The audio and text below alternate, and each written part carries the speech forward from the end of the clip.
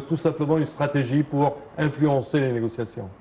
Alors, tout d'abord, je devrais souligner que cette guerre, d'un point de vue stratégique, juridique et même politique, donc est infondée. Alors, cette guerre s'est déclenchée le 28 février 2026. On a attendu, ou cette guerre nous avait fait vivre pendant des semaines, des mois, dans une certaine ambiguïté, des revirements.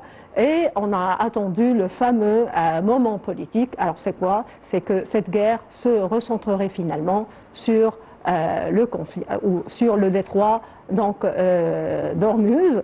Maintenant, peut-être le paysage politique ou celui du conflit est beaucoup plus clair. Oui. La guerre ou les confrontations se sont recentrées sur deux fronts. Alors, au début, c'était une guerre multipartie. Aujourd'hui, c'est une guerre là où il y a deux fronts. Tout d'abord, donc Israël-Liban et les États-Unis d'Amérique contre donc l'Iran. Bien. Et pourtant, nous vivons toujours dans des revirements incessants.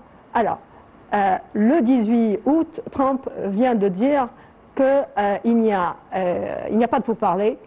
Ni maintenant en cours, ni qui sont prévus. Alors que, je crois, lundi, ou il y a quelques jours, il a pourtant parlé qu'il y a certains canaux de communication qui sont ouverts avec les gardiens de la Révolution, et même certains responsables de la Maison-Blanche ont estimé qu'il y a des résultats positifs et que Trump attend ou s'attend à ce que Téhéran soit prêt à conclure un accord. Ce qui n'est pas le cas, et on se trouve maintenant face à quoi? Face à Trump qui refuse, bien sûr, le mémorandum a expiré le 18 août, et le président Trump refuse d'étendre ce mémorandum. Alors ici, on parle de quoi finalement? On parle d'une diplomatie, je dirais, chaotique. D'habitude, on connaissait que les guerres, avant les négociations, les guerres se terminaient par un cessez-le-feu. Oui. Et une fois sur la table de négociation, on s'asseyait. Oui. Il n'y avait pas de combat. Oui. Les combats sont arrêtés avant les négociations. Oui. Et une fois qu'on est sur la table de négociation, ça prend des mois et on arrive à un compromis entre les deux parties. Là, ce n'est pas le cas du tout. Justement, c'est pour cette raison. On retourne au combat tous les semaines. Justement, c'est pour cette raison que je parle, ou je qualifie cette diplomatie de diplomatie chaotique, puisqu'il y a des revirements incessants. Oui. C'est une stratégie, si elle existe en tant que telle, ou si on peut la qualifier en tant que telle, c'est une stratégie ballottante, qui ballotte. D'accord?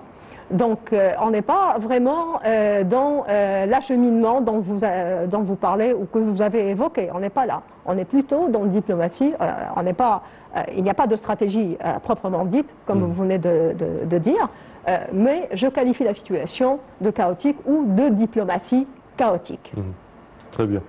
Quand on parle du détroit d'Ormuz au sein de ce conflit, pourquoi il a